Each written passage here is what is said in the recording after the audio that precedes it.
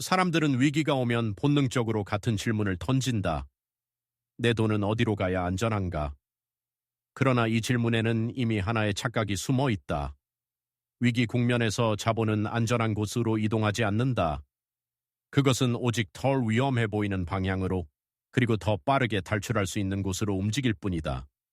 안전자산이라는 개념은 평온한 시기에만 유효한 이름이다. 위기의 문턱을 넘는 순간 자산의 성격은 완전히 바뀐다. 금리는 방향을 잃고 환율은 숫자가 아니라 공포를 반영하기 시작한다.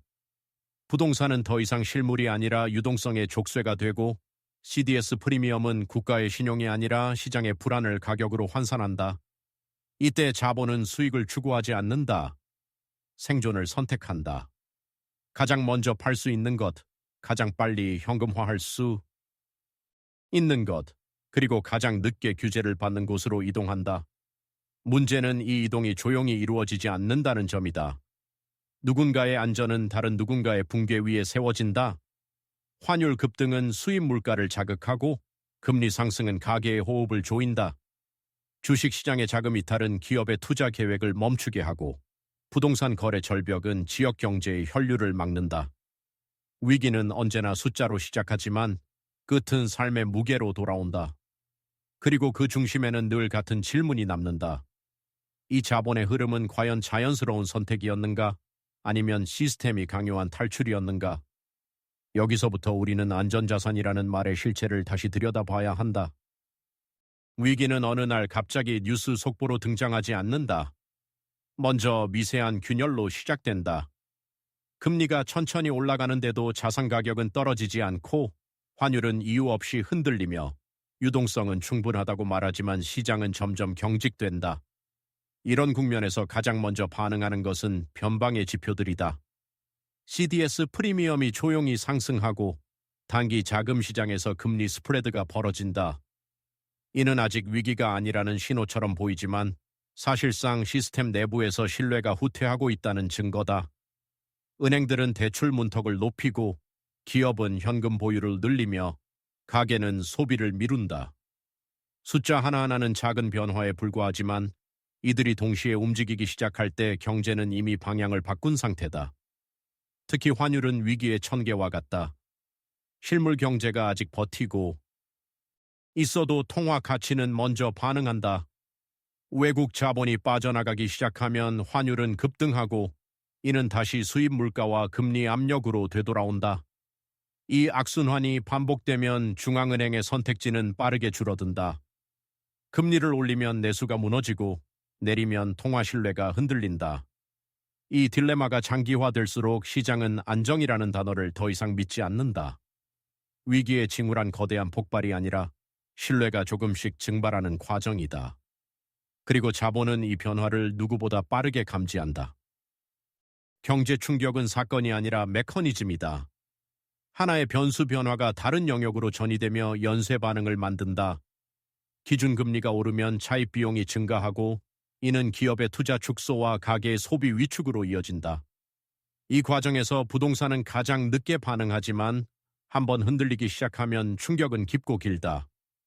담보 가치가 떨어지면 대출 회수 압력이 커지고, 이는 다시 금융권의 유동성 경색으로 연결된다.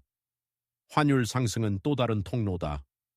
수입 물가를 밀어올려 인플레이션을 자극하고, 중앙은행은 물가를 잡기 위해 더 긴축적인 선택을 강요받는다.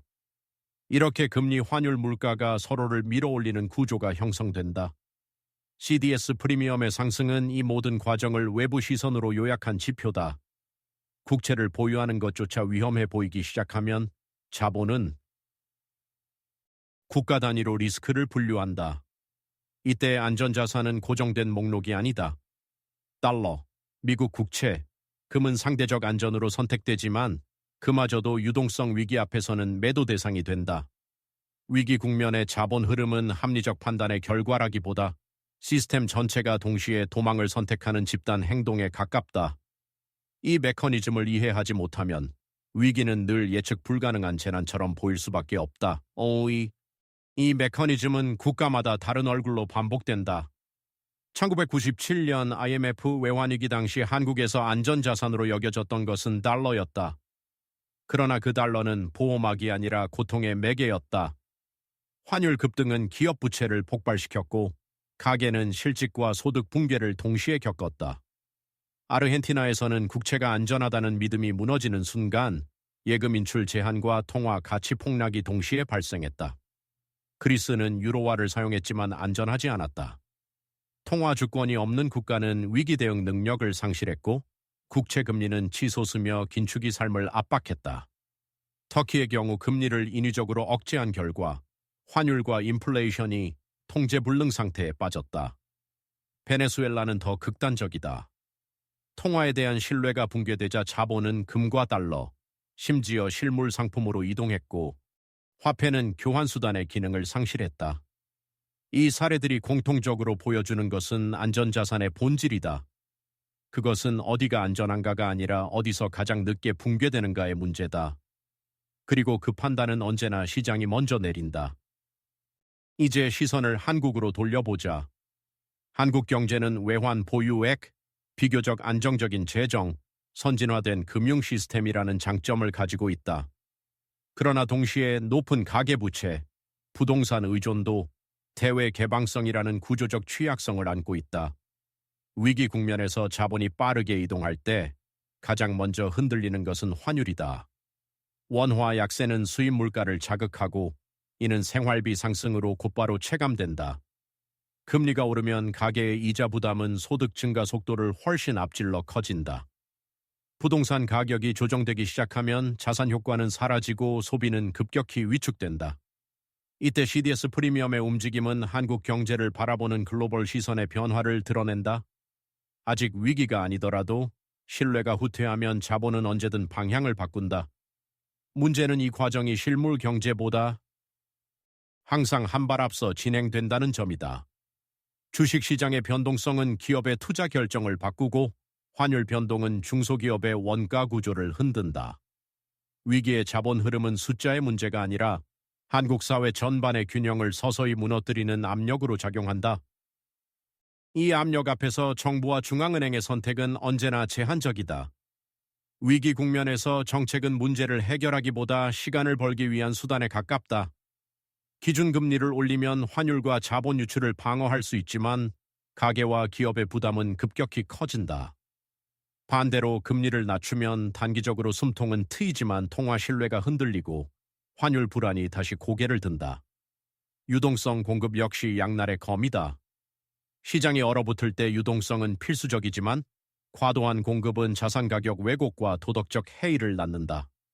1997년 IMF 위기 이후 한국은 외환 보유액을 쌓고 금융 규제를 강화했지만 그 자체가 위기를 완전히 차단해주지는 않는다.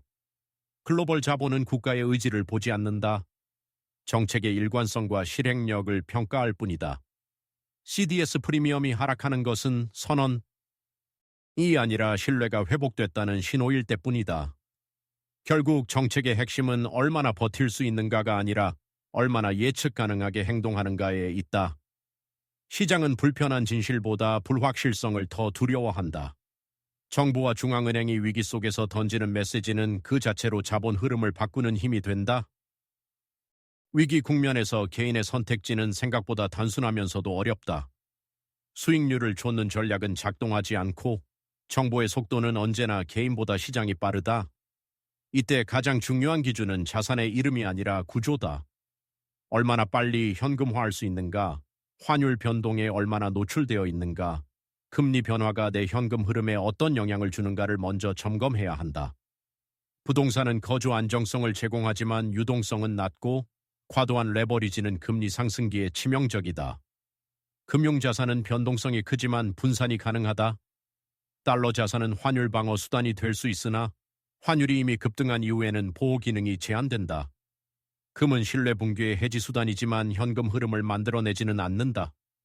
결국 개인 생존 전략의 핵심은 올바른 자산을 고르는 것이 아니라 혹은 잘못된 구조를 피하는 것에 있다. 고정비를 줄이고 만기 구조를 분산하며 단기 충격을 버틸 수 있는 현금 완충 장치를 확보하는 것이 우선이다. 위기는 자산을 불려주는 시간이 아니라 선택의 실수를 제거하는 시간이다. 이 원칙을 이해한 사람만이 다음 국면에서 다시 기회를 논할 수 있다. 그러나 개인의 전략은 언제나 구조적 한계에 부딪힌다. 위기의 본질이 개인의 선택이 아니라 시스템의 방향 전환이기 때문이다. 자본이 안전을 찾아 이동할 때 그 이동 경로는 이미 글로벌 금융 네트워크에 의해 정해져 있다. 미국 국채 금리가 상승하면 달러는 강해지고 신흥국 통화는 동시에 압박을 받는다. 이는 특정 국가의 문제가 아니라 연결된 금융 구조의 결과다. 한국 역시 예외가 아니다. 수출 의존도가 높은 경제 구조에서는 환율 변동이 곧바로 기업 실적과 고용으로 이어진다.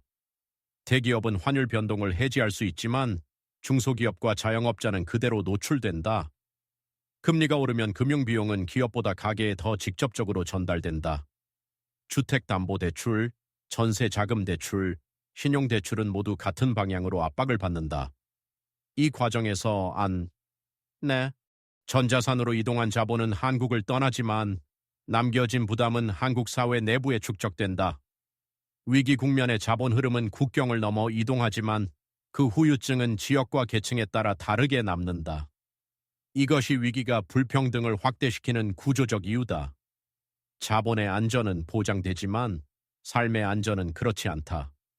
이 지점에서 우리는 다시 질문하게 된다. 과연 안전자산이란 누구를 위한 개념인가?